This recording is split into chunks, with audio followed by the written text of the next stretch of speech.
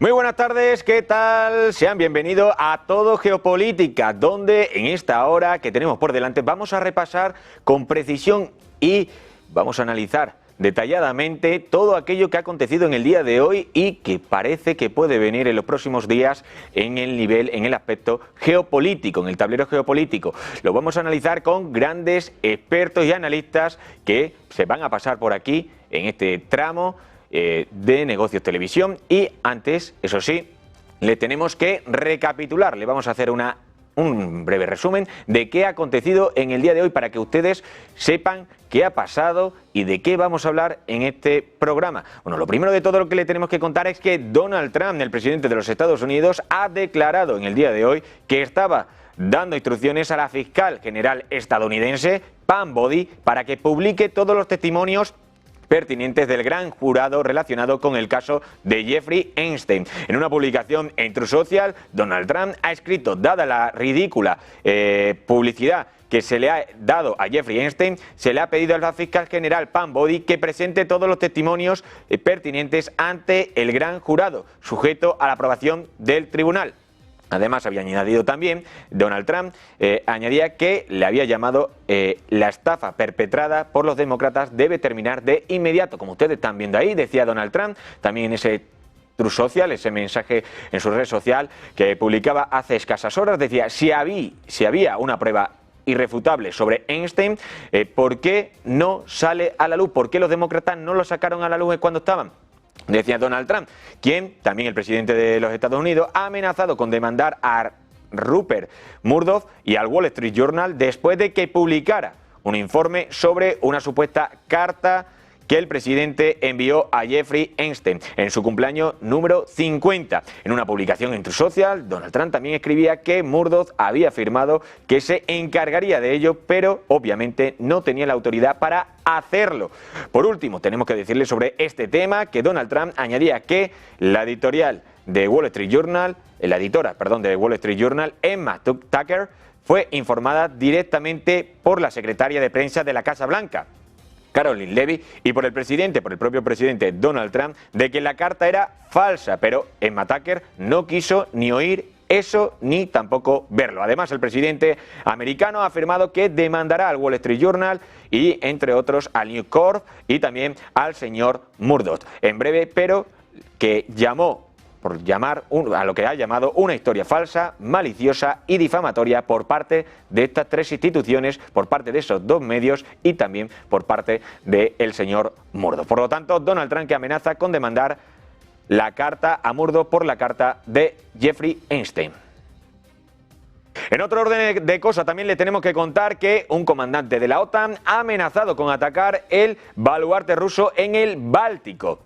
El teniente general Christopher Donaghy, bueno, pues comandante del ejército estadounidense en Europa y África y de las fuerzas terrestres de la OTAN, ha amenazado en el día de hoy a la provincia rusa de Kaliningrado, al oeste del país, con una posible destrucción en un lapso inauditamente breve, informaba de ello el Defense News, el medio Defense News. Según el medio, bueno, pues Donaghy habría resaltado en las últimas horas, en una conferencia en Alemania, que la provincia de Kaliningrado está rodeada por la OTAN por todos lados y que esas fuerzas tienen ahora la capacidad de derribarlas desde tierras en un plazo de tiempo inaudito y más rápido de lo que nunca habíamos sido capaces. Decía precisamente, añadía también, ya lo hemos planeado y desarrollado, es lo que agregaba, por lo tanto, el teniente general Christopher Donaghy. Además, decía, Estados Unidos y sus aliados de la OTAN están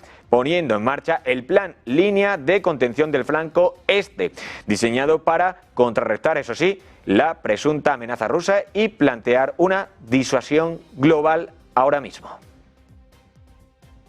También contarles sobre el tema de la geopolítica, que la Unión Europea ha aprobado una de las sanciones más severas contra Rusia hasta la fecha.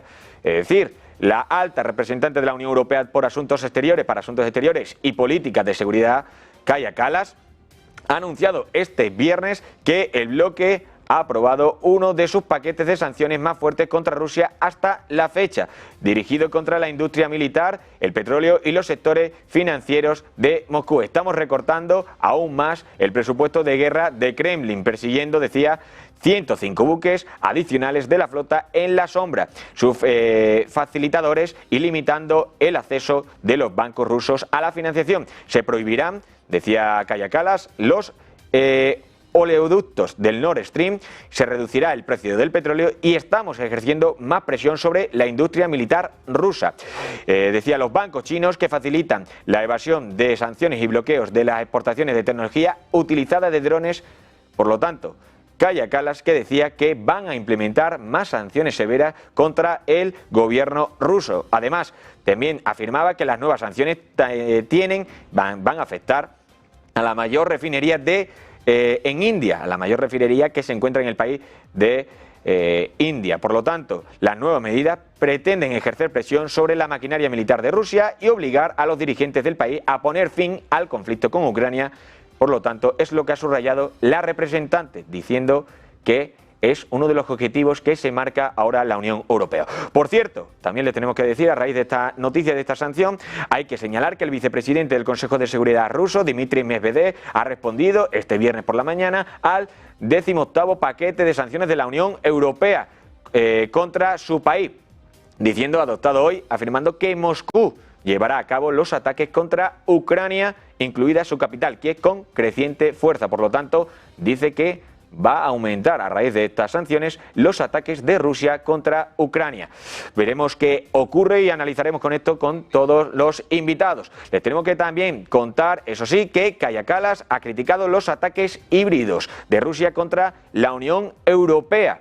La alta representante de la Unión Europea para Asuntos Exteriores y Políticos de Seguridad, Kaja Kallas, lo están viendo ustedes impresionados en ese tuit, en ese mensaje que ha puesto en la red social X, ha condenado este viernes la campaña híbrida de Rusia contra la Unión Europea, diciendo que incluyen sabotaje, interrupción de infraestructuras críticas, ataques físicos manipulados e interferencias de información y otras acciones encubiertas o de coercitivas. Por lo tanto, es lo que ha dicho Kaja Kallas, que criticaba esos ataques híbridos de Rusia contra la Unión Europea. Y ya, antes de dar paso a los grandes analistas que vamos a contar hoy en Todo Geopolítica, les tengo que informar de la última hora, y es que Alemania y Reino Unido van a desarrollar un supermisil y advierten con ello a Rusia. Gran Bretaña y Alemania están lanzando un proyecto militar conjunto para, eso sí, construir un sistema de misiles de largo alcance. Super Taurus informaron, esto es lo que ha informado este viernes por la mañana, medios alemanes. Las dos naciones acordaron desarrollar dentro de los próximos 10 años aproximadamente un tipo de misil, Super Taurus, con un alcance, ojo de esto, de 2.000 kilómetros, según afirmaba el boletín Berlin Playbook de Político. Bueno, pues también lo último que le tenemos que decir sobre esto es que Alemania ya posee unos 600 misiles Taurus que tienen un alcance de 500 kilómetros y se consideran entre las armas más potentes del arsenal del país germano. Bueno, pues ya vamos a analizar, después de hacer este breve repaso, vamos a dar paso ya, valga la redundancia, a los invitados, a los analistas. Hoy tenemos el placer de contar aquí en Negocios Televisión con don Jesús López Almejo, miembro del Sistema Nacional de Investigadores CONACYT, y don Luis Rodrigo de Castro, profesor de Derecho Internacional Público y Relaciones Internacionales en la Universidad CEU San Pablo, y también, por último, a don Javier Villamor, corresponsal en la Unión Europea y de la OTAN. Muy buenas a los tres, ¿qué tal? ¿Cómo se encuentran? Hola, buenas tardes. Muy buenas, gracias por la invitación, un placer. El placer, como siempre, nuestro de contar con vosotros para analizar un poquito toda la geopolítica. Si os parece, empiezo en primer lugar con don Luis Rodrigo de Castro, preguntándole para hablar sobre el tema del caso de Jeffrey Epstein, de todo lo que está naciendo y todo lo que se está hablando en Estados Unidos. Me gustaría preguntarle qué implicaciones legales podría tener, don Luis, que un expresidente como Donald Trump, bueno, presidente ahora mismo, expresidente antes y ahora presidente de nuevo, amenace con demandar a un gigante mediático como, por ejemplo, Rupert Murdoch, por una supuesta relación con el caso Epstein, el caso de Jeffrey Epstein. Bueno, pues ante todo estamos hablando de dos pesos pesados, Rupert Murdoch y Donald Trump. Es verdad que aquí pues hombre, si un expresidente o cualquier ciudadano entiende que sus derechos han sido vulnerados y su honorabilidad ha sido puesta en tela de juicio, pues evidentemente puede reclamar a los tribunales, que para eso están, entre para otras muchas cuestiones, ¿no? Pero sí que es verdad que más allá de esa judicialización que puede realizarse, bueno, pues el choque de trenes está servido precisamente porque, bueno, pues uno es un magnate de los medios televisivos y el otro es un gigante televisivo y mediático que ahora también es presidente, con todo lo que ello supone también en cuanto a visibilidad y a resortes. No me atrevería a llamarlo amenaza, sino esta solicitud que ha hecho para que se publique todo lo que tenga que ver con ese asunto, pues me parece a mí un ejercicio también de responsabilidad por parte de las administraciones públicas en base a la transparencia, ¿no? Al final no hay peor enemigo de la libertad en último término que la opacidad, ¿no? Yo creo que esa decisión pues va bien encaminada, puede dar indicios de que Donald Trump pues no tiene nada que esconder, a lo mejor por otra parte, otro lado, pues no es así, pero vamos, con esa orden habrá que ver si hay alguna excepcionalidad que recoja en esa encomienda que le hace a la fiscal general de Estados Unidos, que es la que sería más o menos la ministra de Justicia, y ese nombre es el que se utiliza para referirse al responsable del gabinete con las atribuciones de la cartera de Justicia.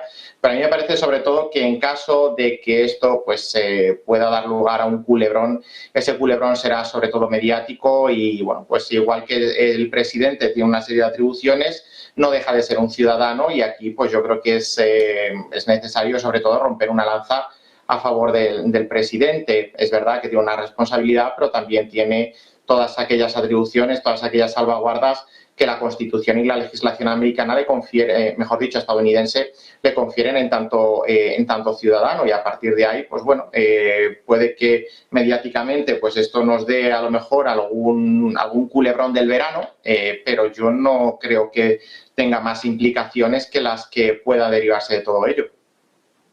Quería preguntarle ahora a don Jesús López Almejo, qué lectura geopolítica podemos hacer de este enfrentamiento entre Donald Trump y un poderoso grupo mediático. ¿Forma parte de una estrategia de consolidación de poder y de control de narrativa ahora mismo del gobierno de Donald Trump o no?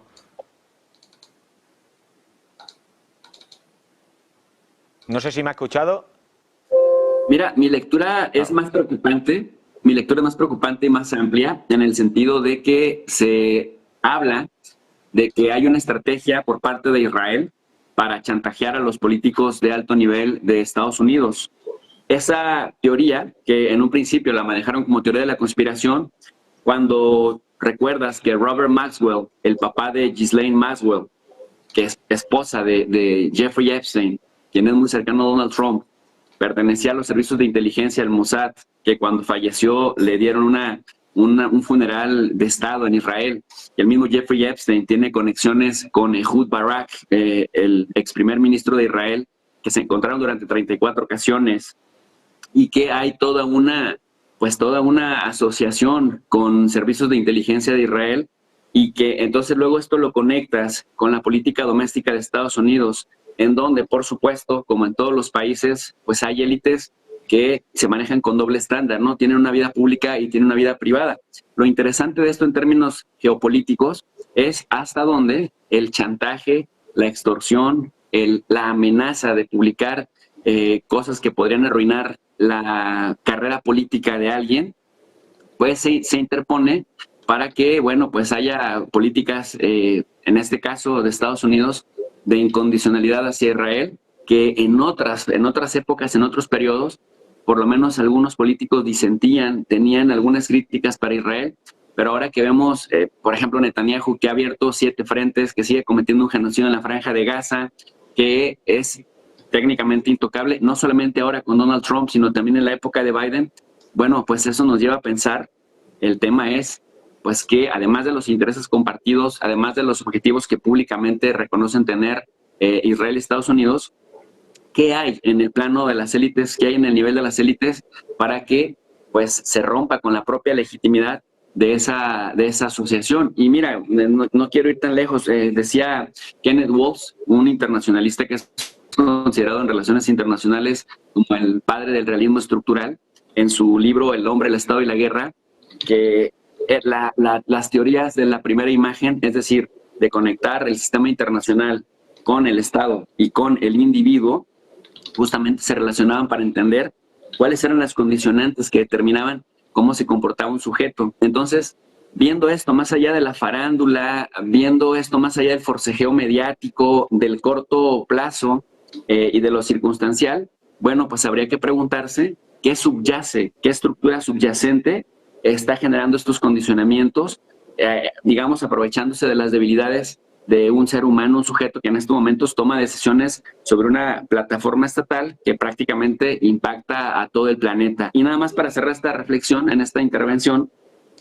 también señalar que, bueno, los ex aliados de Donald Trump, pero también parte de sus seguidores del Make America Great Again Movement, el MAGA, no han soltado el tema. Entonces Trump distrae con anuncio de aranceles contra México, contra Europa, de ponerle unos 50 días de plazo a Rusia para que haga lo que Donald Trump necesita, el anunciar ayuda para Ucrania, el ir y venir contra China, el ir y venir contra Irán, y no desviar la atención en este tema, es decir, que incluso dentro de su propio partido hay congresistas que le dicen, no señor, usted tiene que responder y libere, porque además ahora Trump dice que esa estúpida publicidad, banalidad, etcétera, etcétera, personalizándolo, que es una teoría de la conspiración, que ya dejen en paz a Jeffrey Epstein, cuando el mismo Trump, pues en su campaña prometía que haría lo que hoy de manera eufórica se está negando a hacer, y el que incluso hasta el Speaker of the House, Mike Johnson, el presidente del Congreso, le diga, oye, somos del mismo partido, pero vienen las elecciones de 2026 y esto tiene que quedar zanjado, pues no lleguemos con las pasiones desbordadas, porque si no vamos a perder la mayoría en las cámaras y esto te va a frustrar el resto de la administración. Me parece que juegan elementos muy importantes para atender. Quería preguntarle ahora a don Javier Villamor, preguntarle desde Bruselas y la OTAN, ¿cómo se percibe esta etapa que está viviendo ahora Donald Trump con el caso Jeffrey Epstein? No sé si esto también lo debilita un poco o cómo se está percibiendo, cómo lo pueden ver el resto de países y aliados, sobre todo, porque el caso le está salpicando y aunque Donald Trump está intentando, eso sí, taponar todos los agujeros para que el agua no le entre dentro del problema, ¿no?, que tiene. Me has leído la mente porque justo estaba pensando en esto mientras estaba escuchando a Jesús, ¿no? Y yo creo que precisamente esto valida lo que estaba comentando ahora el doctor, precisamente porque una oportunidad que tienen de oro todos los anti-Trump en Europa, ¿no?, para poder hacer leña del árbol caído, para hacer sangre en la herida abierta, no se está aprovechando, ¿no? Y entonces yo creo que eso también lleva mucho a pensar hasta qué punto esto afecta no solo a otros personajes de diferente ideología, sino realmente hasta qué punto estamos hablando de un problema que quizá pueda ser estructural en Occidente, ¿no? Lo que Jesús ha reflejado... Lo que me sorprende mucho con estos temas es que hay gente que se sigue sorprendiendo de cómo funciona el mundo más allá de las pantallas de televisión, ¿no? Obviamente estamos aquí en Negocios TV, yo soy periodista, sabemos cómo funciona esto, pero el mundo se mueve por personajes como Epstein, ¿no? Sé que suena complicado decirlo, pero no creo que Israel sea los únicos servicios o el único Estado que tenga servicios de inteligencia que utiliza la manipulación. Podemos remontarnos perfectamente al caso de España, cuando, por ejemplo, Mariano Rajoy impulsaba la verdad sobre el atentado del 11M, que todavía, cuesta decirlo, se ha cerrado la investigación después de 20 años y todavía no sabemos qué ha ocurrido realmente, y dejó de preguntarlo tras un viaje sospechoso al extranjero, ¿no? Lo mismo ha pasado con otro tipo de cosas, es decir, aquí hay presiones de todo tipo. En este caso, Estados Unidos, como bien sabemos, es un país con una minoría, en este caso judía, el 1%, pero que tiene gran poder sobre todas las grandes industrias, armamentística, medios de comunicación, industrial. Esto no sorprende a nadie. Entonces, la mejor manera de tenerlos agarrados por los bemoles, por así decirlo, es obviamente llevarles a ciertos lugares oscuros y tener esto guardado. En el caso de España también lo estamos viendo recientemente. No olvidemos que, por ejemplo, lo que acaba de salir ahora con el tema de las saunas del padre de la mujer o del suegro de Pedro Sánchez, se ha utilizado por los servicios de inteligencia, en este caso Villarejo, para poder tener información a la hora de extorsionar a diferentes políticos. Por lo tanto, no es una praxis extraña. Como bien decía Jesús, en este caso yo creo que el principal problema que tiene Donald Trump es que se ha pillado las manos con el tapete del piano, ¿no? Tanto prometido, que al final esto puede ser que le queme, porque sus seguidores, y no solo hablamos en Estados Unidos, sino también sus alianzas internacionales que se fundamentaban en principio en luchar contra lo que se considera el globalismo, y quizá la punta de lanza era en este caso ir contra todo ese famoso pantano que quería drenar. Esto obviamente afectará a los aliados a nivel europeo, porque claro, cada vez también estamos viendo que es más difícil apoyar ciertas posiciones internacionales, no solo por ejemplo el caso de Estados Unidos, sino también el caso de Israel mismo, ¿no? Tuve la oportunidad de viajar a Israel hace apenas unos meses y tuve la oportunidad de hablar con la viceministra de Exteriores. Le pregunté expresamente, por ejemplo, con el caso de España, con el caso de Vox, cómo podía afectar esto a los aliados, no solo de Vox, sino europeos, su apoyo explícito a Marruecos, un país conocido por su extorsión en Bruselas, el Morocco Gate, y por su control a distancia de la política española. La viceministra se encogió de hombros y dijo los intereses de Israel primero. Y así es como funciona o como debería funcionar el mundo normal. Lo que pasa es que nos hemos quizá acostumbrado a pensar que estamos en un mundo de rosas, ¿no? Pero la realidad es mucho más dura y en este caso con Donald Trump, si lo quiere ocultar, es porque realmente se demostraría hasta qué punto la élite estadounidense y la política estadounidense está copada por intereses de terceros países. La política exterior estadounidense en Oriente Medio va muy en esa línea, ¿no? En este caso Israel tiene todo el derecho a defenderse como quiera defenderse, luego podemos hablar hasta qué punto obviamente hay ciertas salidas de tono que por supuesto son condenables, por ejemplo el bombardeo de la iglesia cristiana en Gaza, no solo eso, sino también todo lo anterior, pero que hay que entender que al fin y al cabo son satélites. En este caso Israel hace el trabajo sucio y así también me lo han comentado generales del ejército de Israel y así lo venden. Nosotros hacemos el trabajo sucio a Occidente, si por Occidente entendemos la élite anglosajona estadounidense, ¿no? Entonces, bueno, pues todo se entiende dentro de esa lógica que no se podría entender de otra manera. Si vemos el mundo como estados independientes, con un derecho internacional, creo que estamos muy fuera de la realidad, que es como se mueve realmente el tablero de juego. Me gustaría preguntaros a los tres, y que debatierais un poco, para ya después pasar, eso sí, al siguiente bloque. El siguiente bloque. Me dicen que Almejo se ha tenido problemas de conexión, pero esperamos que vuelva, que tenía problemas de conexión. Por lo tanto, os pido a los dos que me respondáis a esta pregunta y que debatáis si queráis. ¿Está utilizando entonces Donald Trump el caso de Jeffrey Epstein como un arma política para delegitimar a sus adversarios mediáticos y distraer la atención de los verdaderos desafíos geopolíticos de su presidencia actualmente? ¿O creéis que hay una intención real, como dice ahora él, de que sí, que van a sacar los papeles, van a desarchivar esos papeles para depurar responsabilidades en las élites globales? ¿Creéis vosotros o...? Porque claro, pues, Donald Trump unas veces no, dice que sí, ahora que no, muchas veces no sabemos ni qué quiere realmente el presidente.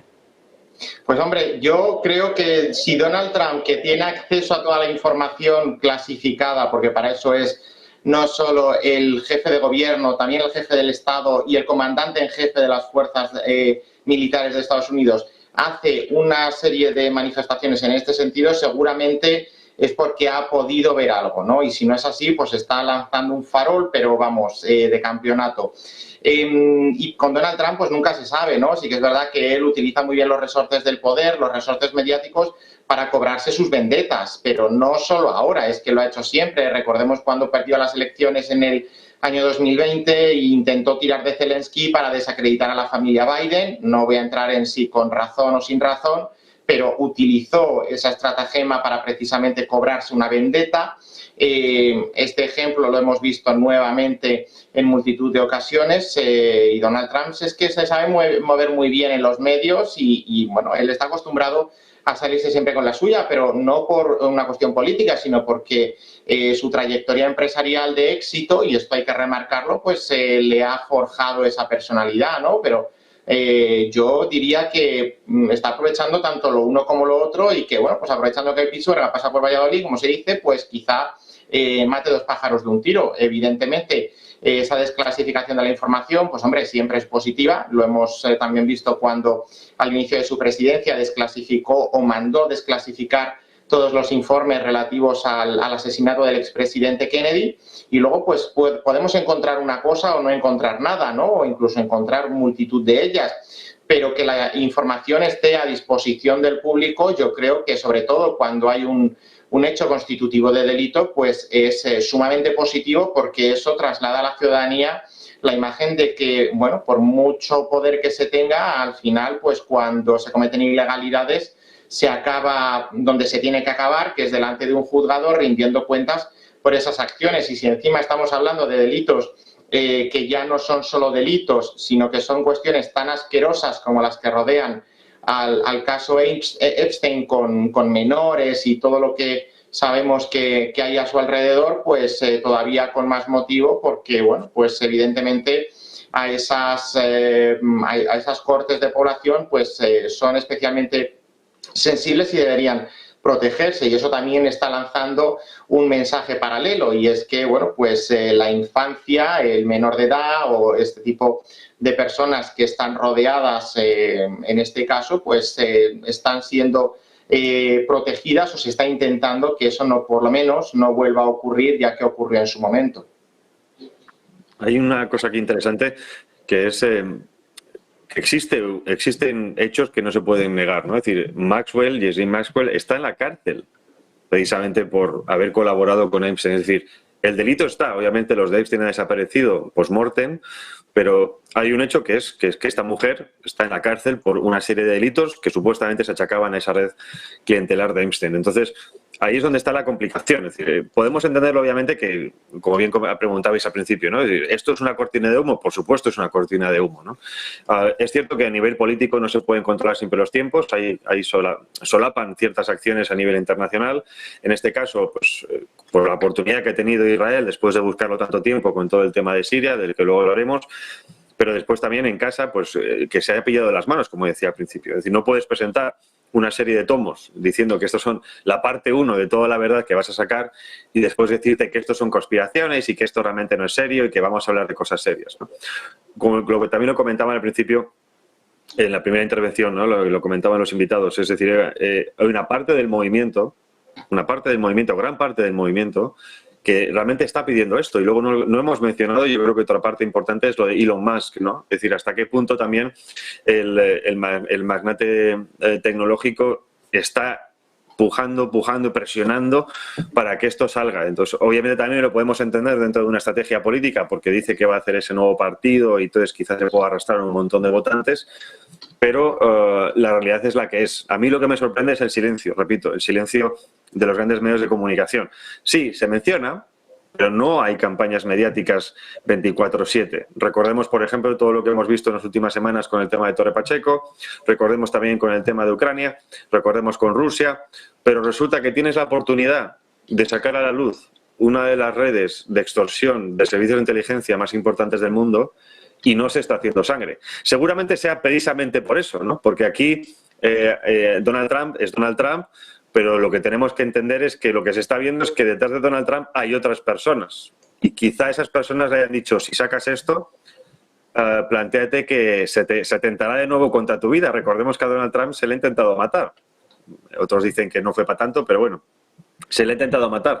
Y si estamos hablando de sacar a la luz a todo el entramado que hay detrás, porque no solo Epstein es ese tomo, ni lo de Maxwell, es retomar de nuevo la isla Epstein, retomar de nuevo todo lo que pueda haber ahí, retomar de nuevo antiguos presidentes, grandes empresarios. Imaginemos a nivel español, por ejemplo, con el IBEX 35, si pasara lo mismo, ¿no? Si los grandes empresarios españoles estuvieran metidos en algo parecido. También recordemos, por ejemplo, la información reciente en la que ha salido que por lo visto aparece un JB en una de las saunas del suegro de Pedro Sánchez, ¿no? Es decir, que la información a nivel periodístico, creo que algunos sabemos ciertas cosas y que ciertos rumores, pero claro, si en el caso de Donald Trump los confirma, sería un auténtico tsunami político y económico en el país, y además que esto daría pie a desmontar el resto del establishment europeo, porque gran parte del establishment europeo depende de Washington 100%, como luego hablaremos también con el tema de la OTAN.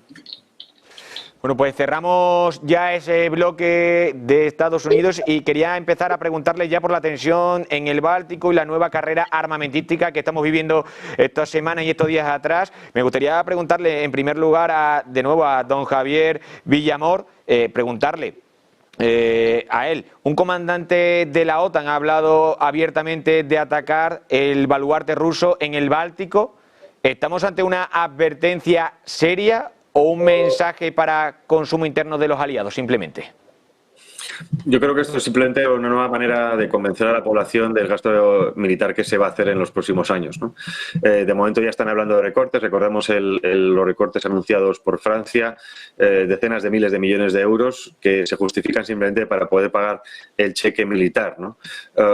Si nos fijamos también, por ejemplo, en una filtración que hubo hace 2 años por parte del diario Bild, del Ministerio de Exteriores alemán, supuestamente decía el Ministerio alemán que iba a haber la escalada de la guerra final contra Rusia sería para 2028-2030. No sabemos todavía si esto va a ser así, es decir, la guerra final, pero la escalada se está buscando, ¿no? Hablaba de un movimiento de tropas tanto de Rusia como de OTAN de 300.000 personas en el frente del este, en la frontera con Polonia, actual también zona de Ucrania. Está por ver, pero lo que estamos viendo es que esto es más miedo, miedo y miedo, ¿no? El tema de Rusia aquí se ha desinflado bastante, no se habla tanto, hay una recogida de cable con Rusia, hay una recogida de cable también con la Agenda 2030. No digo que a nivel total, pero sí en gran parte de los europarlamentarios, que son al fin y al cabo los que más presión pueden hacer a nivel legislativo aquí. No se habla tanto de este tipo de cosas. El paquete de sanciones recientemente aprobado, bueno, es un brindis al sol de Kaja Kallas, la nueva ministra de Exteriores, por así decirlo, la máxima representante de Relaciones Exteriores de la Unión Europea. Necesita ciertos éxitos también para calmar las aguas con el tema von der Leyen, porque aquí también hay frentes, ¿eh? No olvidemos que en Bruselas recientemente, pues esta presión, esta moción de censura a von der Leyen por el tema del Pfizergate, que todavía sigue abierta la investigación. Kaja Kallas, su marido, en su momento también tuvo un gran problema por hacer negocios con Rusia después de que se iniciara la guerra y se prohibiera negocios con Rusia de cualquier tipo.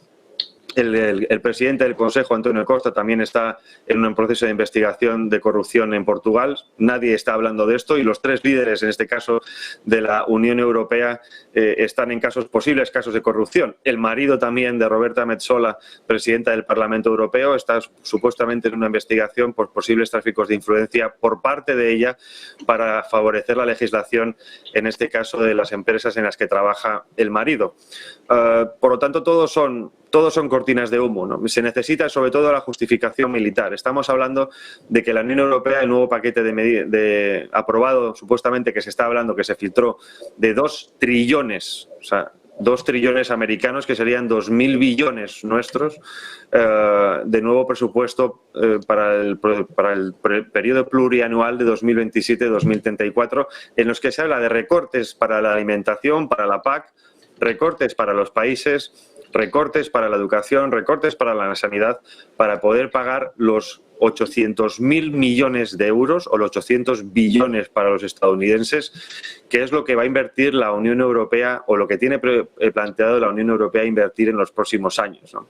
Entonces, eso significa que si a esto le sumamos toda la inmigración masiva, el cóctel está servido. Porque en zonas como Francia, donde el país está perdido en manos de la inmigración, y subiendo, países como Alemania, donde también están incluso pidiendo, por favor, a los afganos que se lleven a los afganos que ellos previamente han acogido, países como Italia, que está externalizando la recepción de inmigrantes, países como España, donde estamos viendo lo que está ocurriendo como Torre Pacheco, esto es el inicio de la escalada del conflicto y, por lo tanto, lo que se tiene que justificar es todo tipo de gastos por enemigos o supuestos enemigos allá donde estén.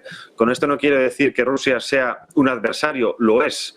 Ahora bien, es un adversario que también se ha creado por parte de Estados Unidos para poder justificar una serie de cambios importantes dentro de la Unión Europea, porque recordemos también que para justificar la guerra contra Rusia no solo se está acelerando procesos de expansión de la Unión Europea por el este, que están violando completamente todos los procesos naturales hasta ahora de la Unión Europea, sino que también se está intentando acelerar el proceso de integración europea que pasa por centralizar el poder en Bruselas. Si se reforman los tratados fundamentales de la Unión Europea, que se aprobó en la anterior legislación en la anterior legislatura, y vamos a ver qué ocurre en esta nueva, estaríamos hablando de que Bruselas se convertiría de facto en un ejecutivo en donde se desaparecería el veto de los Estados miembros y en donde, por ejemplo, ya no haría falta la coordinación absoluta de todos los Estados miembros, sino que los países más importantes a nivel de población y de extensión, véase Francia, Italia, Alemania y España, tendrían la batuta del resto de países. Esto para los españoles sería una buena noticia si no tuviéramos a quien tenemos en el gobierno, ¿no? Pero por desgracia, imaginémonos a Pedro Sánchez con la batuta importante de la Unión Europea, que sabemos que esto no solo es un hecho o un pensamiento rosa o un pensamiento imposible, porque estaríamos hablando de la sumisión absoluta del resto de los Estados miembros a dos países, que sería volver al eje franco-alemán. Por lo tanto, la OTAN está presionando para que esto se cierre cuanto antes y a la Unión Europea le interesa aumentar el gasto en defensa porque también está a años vista esa posible creación del famoso y todavía imposible ejército europeo. Le quiero preguntar a don Jesús López Almejo, que ya lo tenemos de nuevo con nosotros. Me alegro de que esté de nuevo de vuelta con nosotros. Gracias. Ahora me gustaría preguntarle, con Alemania y Reino Unido desarrollando un nuevo supermisil, como hemos venido diciendo, y advirtiendo directamente a Rusia, ¿volvemos a una lógica de bloque similar a la Guerra Fría o es algo que queda muy lejos, esa idea? Sí, yo quisiera decir que estoy completamente de acuerdo con lo que acaba de decir el compañero, totalmente de acuerdo, porque si lo vemos desde una visión orwelliana, es partir de que la creación de un enemigo común al exterior cohesiona al interior. Y lo que vamos a ver con este eje Gran Bretaña, Alemania, o este E3, en donde de manera elitista Francia, Reino Unido y Alemania le dicen al resto de países de Europa, no somos iguales, nosotros estamos por acá, ustedes están por allá, así que ustedes nos van a seguir porque nosotros les vamos a marcar la pauta. Desde una visión orwelliana viene un embate muy fuerte para los pueblos de Europa. Viene justamente retirarles los beneficios históricos que habían conquistado a través de lucha durante décadas. Viene el adelgazamiento del Estado social, del Estado benefactor. Viene este embate con la justificación de que hay un enemigo mucho más peligroso para las libertades, lo decía Macron en el 14 de julio, que se celebra pues el día de la toma de la Bastilla en Francia, decía la libertad, la democracia nunca estuvo tan en riesgo como desde la Segunda Guerra Mundial, así que pues todos vamos a tratar de sacrificarnos, de esforzarnos. Al día siguiente lo decía el primer ministro de Francia, porque Francia no se puede seguir endeudando, pero casualmente Francia para lo que sí se puede seguir endeudando, es decir, para tapar un boquete de 44,000 millones de euros en el presupuesto, dicen todos vamos a tener que hacer grandes esfuerzos, grandes sacrificios, austeridad sobre todo, pero pues el boquetón que te va a dejar 437,000 millones de euros para de aquí a 2029, de aquí al 2030, ese boquetón parece que sí vale la pena en el contexto también de la presión de Estados Unidos, que además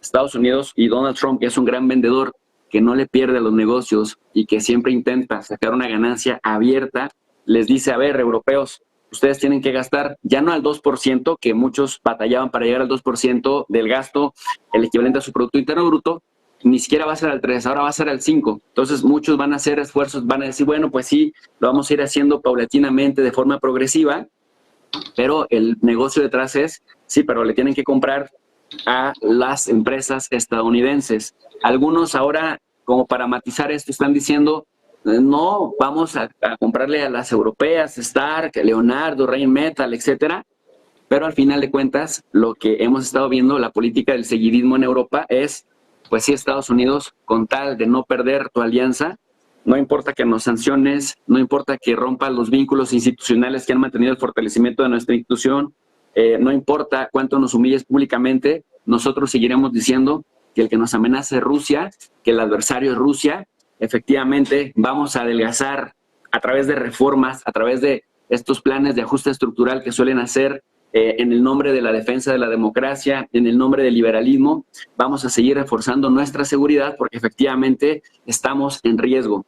Y aquel que nos exhiba aquel que nos contradiga, bueno, pues simplemente le seguiremos señalando que el adversario está en el este, volviendo a esta narrativa de la Guerra Fría para justificar justamente lo que se está haciendo mal. Y algo que decía el compañero también, que es muy importante, o sea, no es cosa menor, desviar la atención siempre hacia un enemigo común externo va a generar pues que no se vea los actos de corrupción al interior del grupo que está señalando al otro.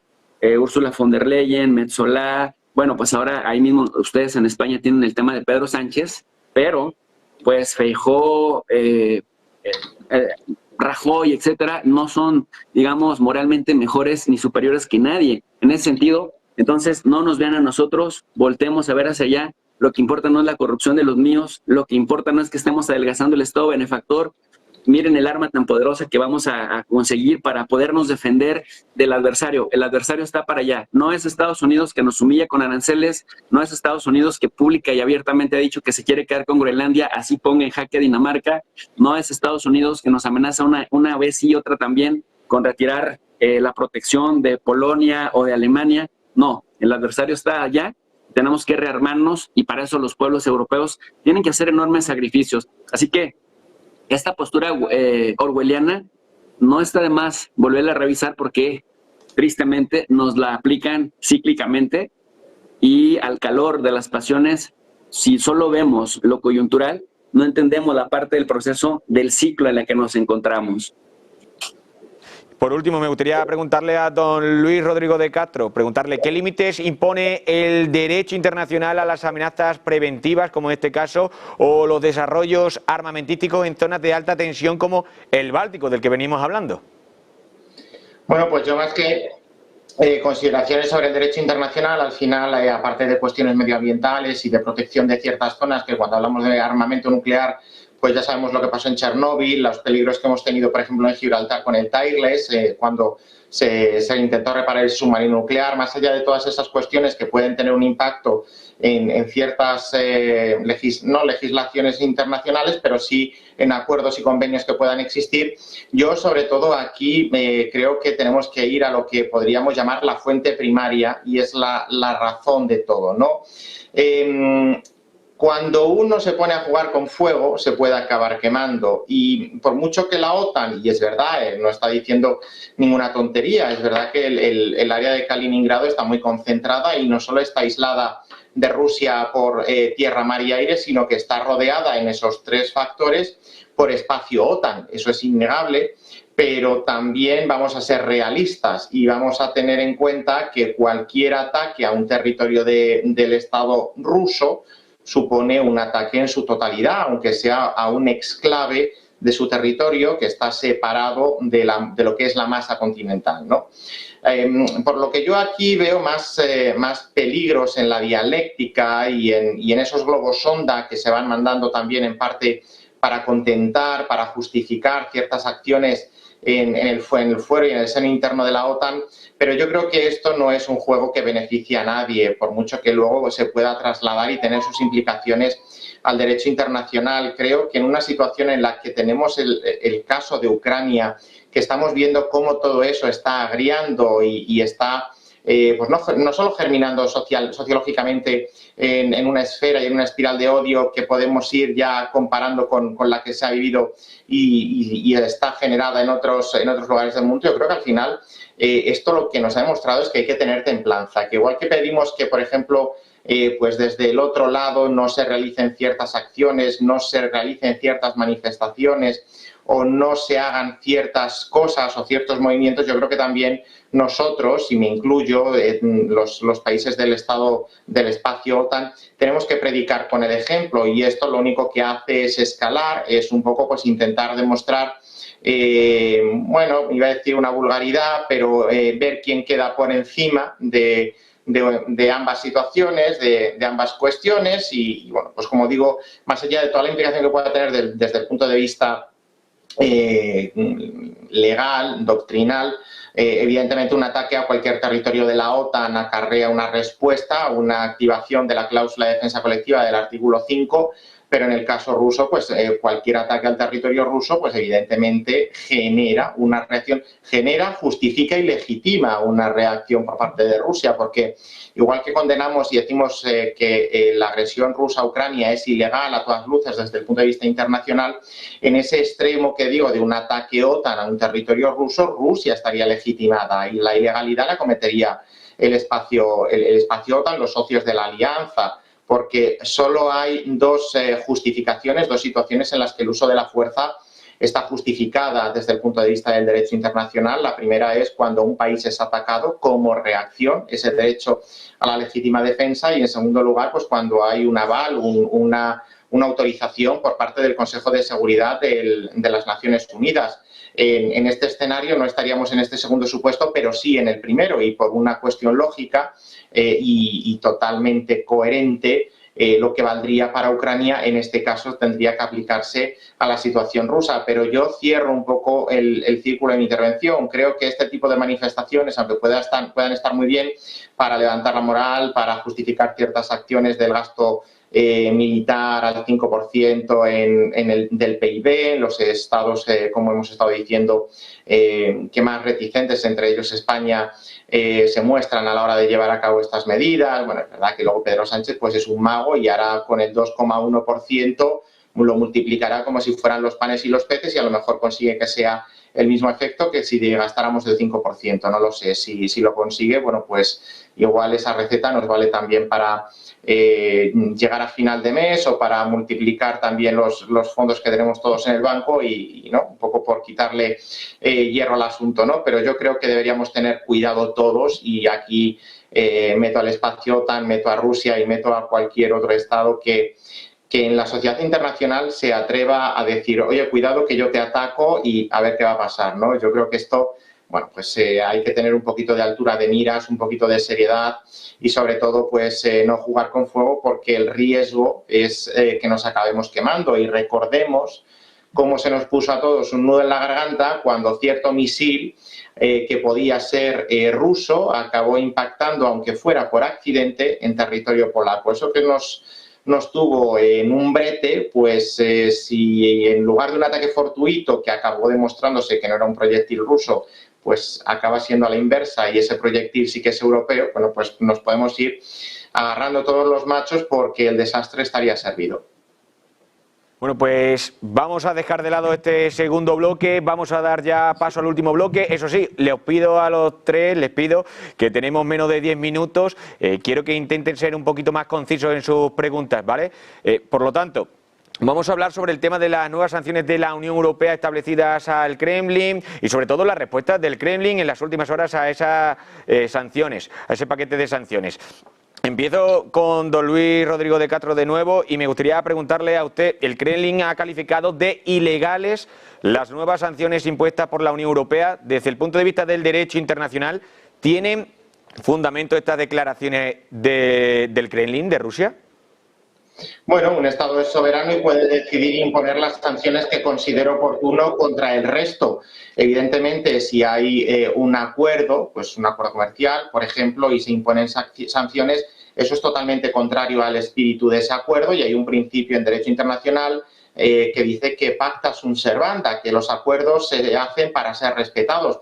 En ese caso, lo que procedería sería denunciar ese convenio, ese acuerdo o ese protocolo, como se llame, y a partir de ahí imponer sanciones. Pero en el caso de Rusia, bueno, pues es el argumento que hemos estado viendo desde el principio de su agresión a Ucrania, de su invasión al país ucraniano, y es una más de toda esta hilera de sanciones que no solo la Unión Europea, también Estados Unidos, junto con Canadá, han ido imponiendo a Rusia. Evidentemente, pues Rusia está soslayándolas, está intentando recanalizar sus intercambios comerciales de la misma a otras latitudes, igual que los europeos, pues estamos haciendo ante las amenazas de subida de aranceles de Donald Trump. Quería preguntarle ahora a don Jesús López Almejo, Moscú asegura haber desarrollado cierta inmunidad a las sanciones. ¿Es un discurso de resistencia simbólica o realmente Rusia ha reorientado su economía con éxito? Me parece que hay un poco de las dos cosas. Es decir, una narrativa de consumo interno también para seguir generando cohesión o para evitar que la cohesión se rompa en Rusia al apoyo a esa operación militar especial, por un lado. Pero por otro lado también es cierto que China, la India, Indonesia, Pakistán y otros países en el mundo, Brasil en menor medida, pero ahí está presente, han ido llenando el hueco que ha estado dejando la Unión Europea. Y en ese sentido, si recordamos las amenazas de Donald Trump, que al amparo del enfoque de Lindsey Graham, este señor impulsor de la necropolítica, Lindsey Graham, senador de Estados Unidos, que vive de la guerra, que cabildea para las industrias del armamento y su negocio es armar guerras y vender armas, decía que incluso, bueno, sería óptimo imponerles no un 100, no un 200, sino hasta un 500% a aquellos socios que sigan alimentando, decían ellos, la maquinaria de guerra rusa, porque decían, lo reconocían abiertamente, las sanciones de Europa realmente no le han afectado en gran medida, no le han afectado por lo menos al nivel que puedan hacer que Rusia colapse en el mediano plazo o que Rusia renuncie a sus objetivos militares en Ucrania, pero dicen ellos, quien aceita esa maquinaria, pues son estos otros gigantes que van además creciendo en términos brutos económicos y la mirada puesta para cortar, digamos, ese suministro vía comercio. Así que me parece que hay un poco de las dos y me parece que aquí también el gran ganador es Estados Unidos. ¿Por qué? Porque Estados Unidos logra cortar esa, digamos, armónica relación que tenían, interdependencia compleja en términos de los rusos tenían lo que los europeos necesitaban, que son los hidrocarburos buenos, bonitos, baratos y en tiempo. Tenían las semillas, las grandes cantidades de insumo para el proceso de desarrollo industrial de Europa y Europa a su vez le proveía el dinero que Rusia necesitaba para seguir expandiendo sus diferentes sectores industriales. Sin embargo, llega a Estados Unidos, corta esa relación, pone a pelear a unos con otros y después les dice a los europeos, pues ahora ustedes me compran energía a mí, yo se las voy a dar en las raciones y a los precios que yo considere y ustedes pues no tienen de otra porque si me dejan de comprar van sanciones. Así que, pues si lo vemos desde una perspectiva global, más allá de las pasiones, en Washington siguen marcando la pauta. Y por último, me gustaría preguntarle a don Javier Villamor, ¿qué impacto están teniendo estas sanciones en los países europeos que las promueven? ¿Se están comenzando a cuestionar su eficacia dentro de la propia Unión Europea o no? Esto se hizo desde el principio, ¿no? Lo que está ocurriendo desde Bruselas es, para que nos entiendan los espectadores en corto, te acaban de partir las piernas y te dan muletas para que andes, ¿no? El informe Draghi es un informe muy revelador, pero es un informe que demuestra la incompetencia de los dirigentes, incompetencia, estupidez o mala fe, o incluso maldad. Porque lo que está diciendo Draghi es, oiga, las políticas que llevamos aplicando de industrialización o económicas en los últimos 15 años no han servido para nada. Lo que vamos a hacer ahora es más inversión pública. Si ya hay deuda, vamos a generar más deuda, ¿no? El otro día en el Parlamento estaba hablando con un eurodiputado y hablando de temas de la guerra, ¿no? Que obviamente también, repito, se ha quitado ya mucha gente la venda y se está dando cuenta de hasta qué punto también Europa no tiene independencia. Por eso cuando Friedrich Merz habla de que queremos una Europa independiente, yo, pero señor, ¿qué me está usted diciendo? ¿Y para quién es la independencia, no? Pero bueno, este eurodiputado decía, mira, la guerra de Ucrania va a durar 15 años. Y yo, ¿por qué? Me decía, es porque es el pacto o es los acuerdos que se han hecho de privatización o de nacionalización de los productos americanos que antes eran, por ejemplo, McDonald's y demás, ¿no? Es decir, hay un acuerdo de uso y disfrute de todo lo que era americano por 15 años, por parte de algunos de los servicios que estaban allí, que recordemos que se fueron de la noche a la mañana de Rusia, ¿no? Entonces, es cierto que desde esa lógica uno da a entender que obviamente es una guerra planificada, incluso quizá por los dos bandos, porque recordemos también que cuando inicia la guerra de Ucrania, ciertos aviones militares salen en Kremlin directamente a Washington. Sé que esto a mucha gente le cuesta comprenderlo, pero bueno, pues es una pinza importante a la Unión Europea. Es una guerra que también ha beneficiado a Estados Unidos enormemente. Yo cuando empezó la guerra le llamé la guerra del gas, porque si nos fijamos realmente ha sido para que Estados Unidos se pueda posicionar como principal exportador de gas en el mundo. No es Rusia la principal exportadora, según piensa mucha gente, ¿no? Estamos hablando de que en su momento, hace 2 años, ya Estados Unidos exportaba o producía 11 trillones de metros cúbicos, si no me equivoco, 11 billones de metros cúbicos de gas al año, mientras que Rusia solo tenía entre 6 y 8, ¿no? Esto, como bien decía Jesús, se necesita vender. No había compradores para Estados Unidos. El mejor comprador es Europa. Ahí vemos, por ejemplo, cómo explotaron el Nord Stream 2, que por cierto es un casus belli de manual para Alemania y nadie ha dicho nada, y esa investigación se dejó de lado porque cuando se dieron cuenta de que más que Rusia y que incluso un comando de Ucrania estaba el tío Sam, era mejor dejarlo de lado. Y así funciona todo en la Unión Europea, ¿no? Se obcecan en un camino, ¿no? Es decir, lo mismo me da que reconozcamos a mitad de camino que nos hemos equivocado, si en vez de dar marcha atrás y tomar otra dirección, seguimos por la misma. Y es lo que está ocurriendo también, porque no olvidemos que en mitad de toda esta locura de la guerra de Ucrania, de cortar todo tipo de comercio con Rusia, cuando precisamente lo que ha permitido a la Unión Europea posicionarse como uno de los polos económicos más importantes del mundo es tener acceso a recursos baratos de Rusia, y Rusia lo que quiere es vender, porque no quiere otra cosa más que vender.